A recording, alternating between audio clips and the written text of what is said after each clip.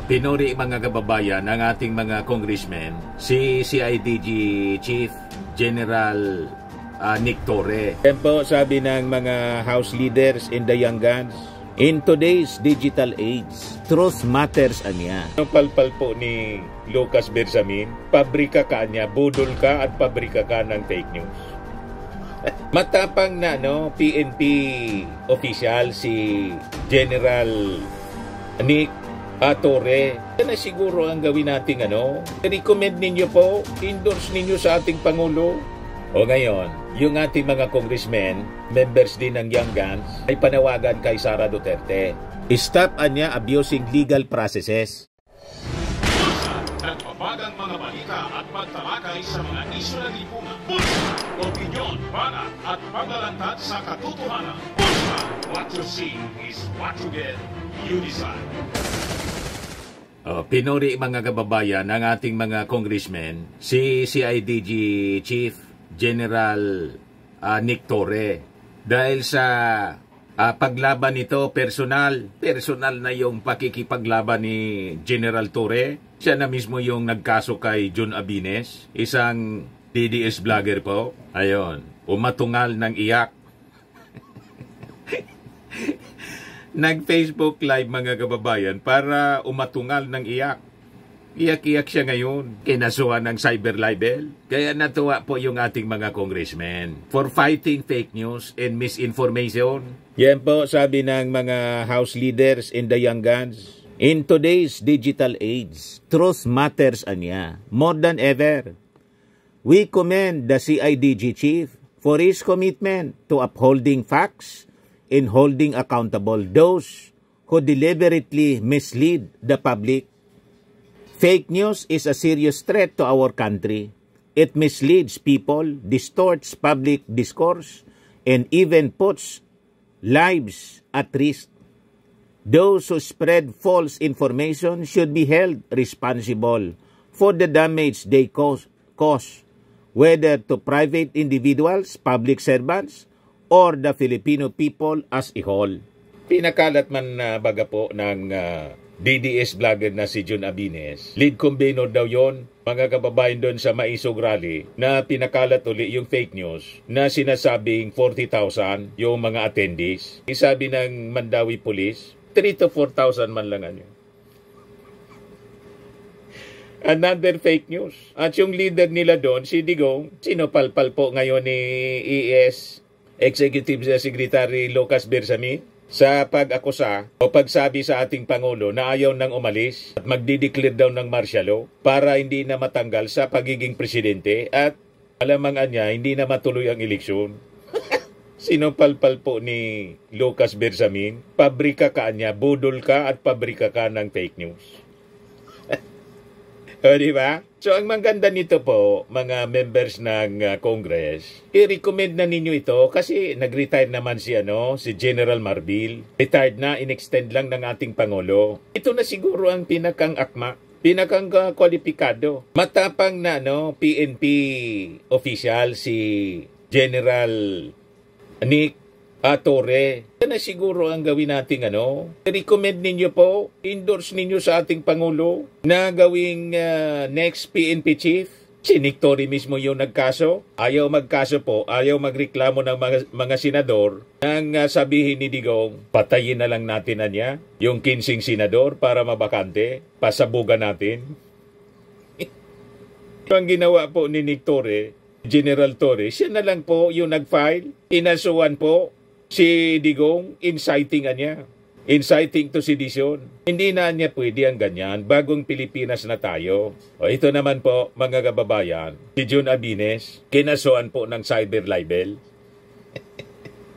Iyak-iyak. Pinakalat kasi po, na ospital daw, itong si General Torre. Sabi ni General Torre, nag-alalaan niya yung mga kamag-anak ko, kapamilya ko, pati mga nakakakilala sa akin. Ako itinakbo sa ospital tapos sinabihan pang padala na niya sa inyo ng bulaklak yung palasyo. Baka maunahan pa niya ng Kingdom of Jesus Christ na magpadala sa iyo ng bulaklak. Sa ospital daw. Ganon katindi. O ngayon natuwa mga kababayan yung ating mga congressmen. Tama ito po. Yan o. House leaders in the Young Guns of the House of Representatives on Sunday praised Criminal Investigation and Detection Group CIDG Chief General Nicolas Torre III for his firm stance against fake news and misinformation, particularly for filing a complaint against a Cebu-based blogger accused of spreading false information. Ayan po yung kinasuhan, tapos nag-run po sa Facebook Live niya, sabay sabing, General Torre, pwede mo akong mapatay pero di mo ako mapapatahimik. Ito tulad pa sa panahon ni Digong. Wala man pong policing ganyan ang administrasyon na to. Rule of law ang sinusulong ng ating administrasyon. Walang kill. Ito tulad pa ninyo sa kultura ng previous administration. Culture of violence, culture of death, and culture of violence yung pinopromote. Walang ganun po. O ngayon, ang problema dyan, sabi ko nga po sa previous video natin, baka may magsamantala, isakripisyo itong si Jun Abines para isisi kay General Torre at gatungan po ang gulo dito sa ating bansa. Kaya sabi ko, ingat tayo sa ganyang mga uri ng statement. Kasi delikado pag ganyan po, kang bibig mo yung mga ganyan, malamang, pero malabo po na ang gumawa niyan si General Torre. Kasi kung gagawin niya ni General Torre, hindi na magsasabi at hindi na siya po magpa-file ng kaso. The fact na nag-file siya ng kaso, gusto niya rule of law. Yan mismo yung sinabi ni General Torre.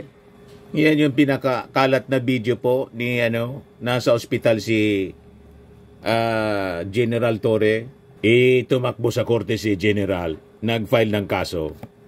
Sabi ni General Torre kahapon, the bagong Pilipinas way-an niya. Actions have consequences. Ipinakalat mo na na-ospital ako, nagdulot ito ng pag-alala at pagkabarisa sa pamilya at mga kaibigan ko.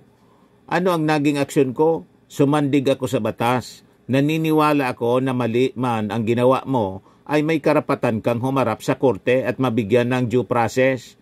A lot more than what your idol gave to people more innocent than you.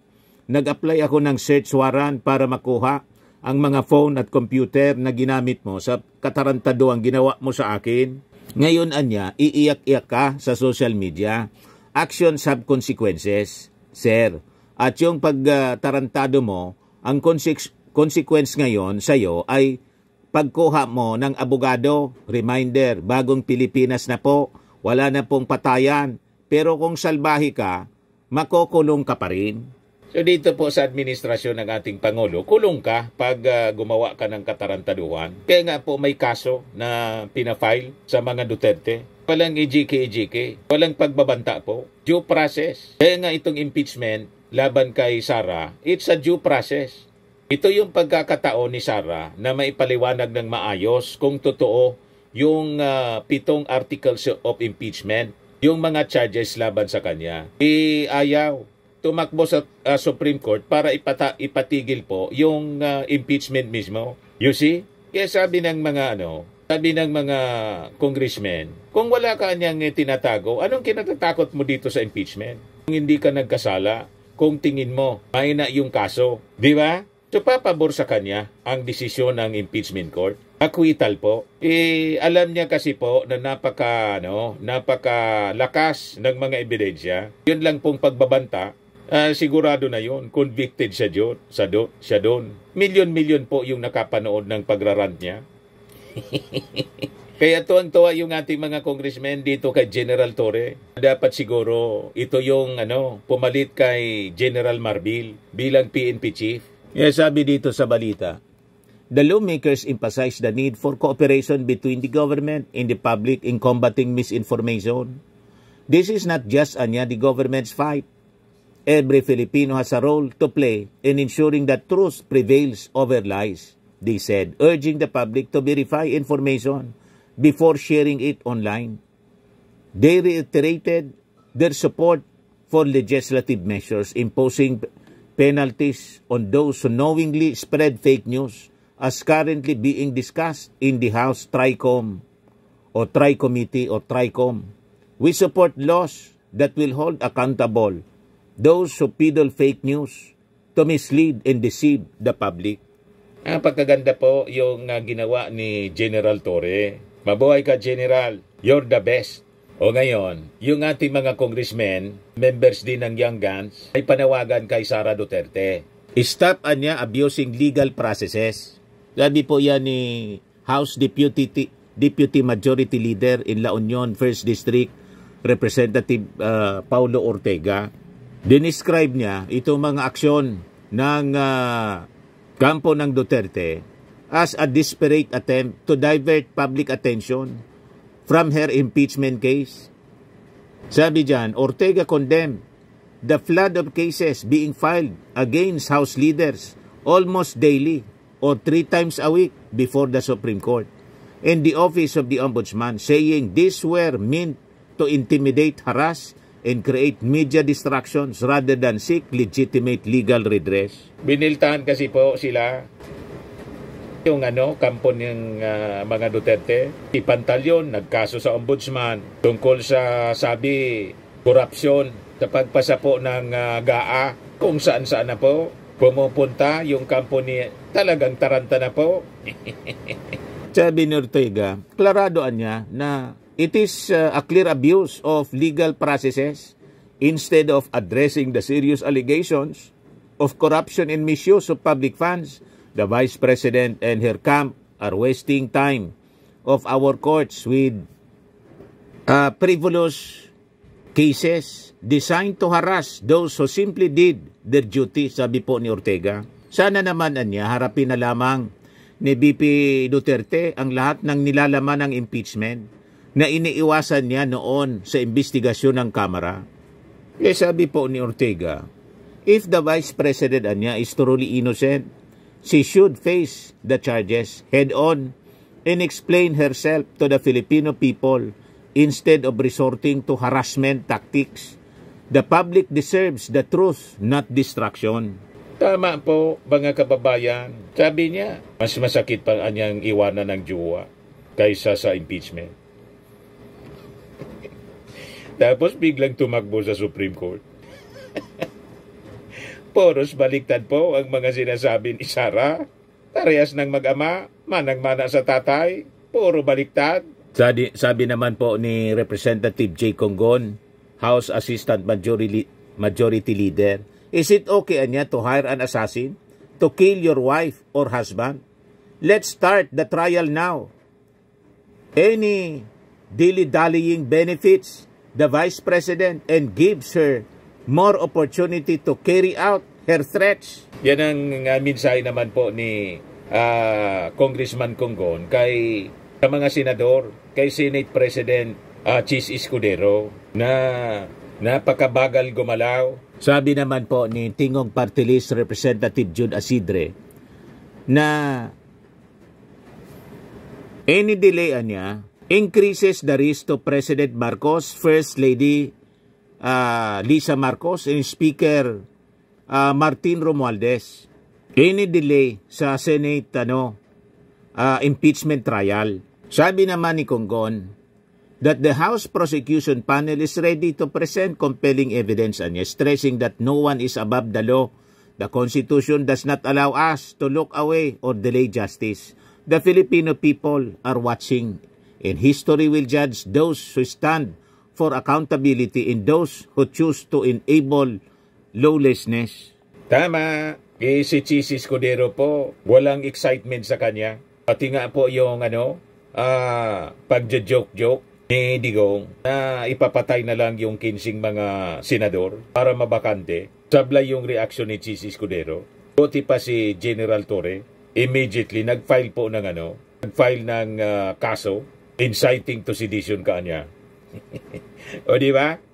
Anya nating palampasin ng ganito na mga pananalita na pagkatapos niyang sabihin the following day, babawiin at sasabihin joke lang. Marami niya ang nadisgrasya. Doon sa mga sinabi niya noon, kill, kill, kill. Ang daming nadisgrasya. Paano niya kumpatulan ang kanyang mga supporters tulad ng nangyari sa kanyang administrasyon? Malinaw naman po yung order ng previous administration. Kaya nga po, iniimbestiga ng International Criminal Court or ICC. Ito naman po, Firmax Firming and Lifting Cream, pinapahid po sa mga pulses in affected area. Mainam po sa paninigas ng mga kaso-kasuan. Ito naman po, Automax Radiant Serum. Sa mukha naman yung application, anti-aging po siya. You will look 10 years younger than your age. Sa mga cancer patients naman po, baka lang gusto ninyo itong itry. Neng siya Red Mix Fruit Drink. Hindi mo po siya gamot, food supplement siya. Kaya lang, gawa siya mga kababayan sa goji berry. Yung goji berry, may anti-cancer properties. O ngayon, yung mga inquiries ninyo, dumiritso na lang kayo sa aming messenger sa Facebook para masagot namin agad. Ayos pa? Ayos na ayosan niya, Mr. Maravilla. At sa mga nagana po ng malinis and spacious fitness gym, pumunta lang po kayo sa aming Colossal Fitness Gym. May Grab Car Rental din po kami. Ito naman po yung bago naming product na binibenta online.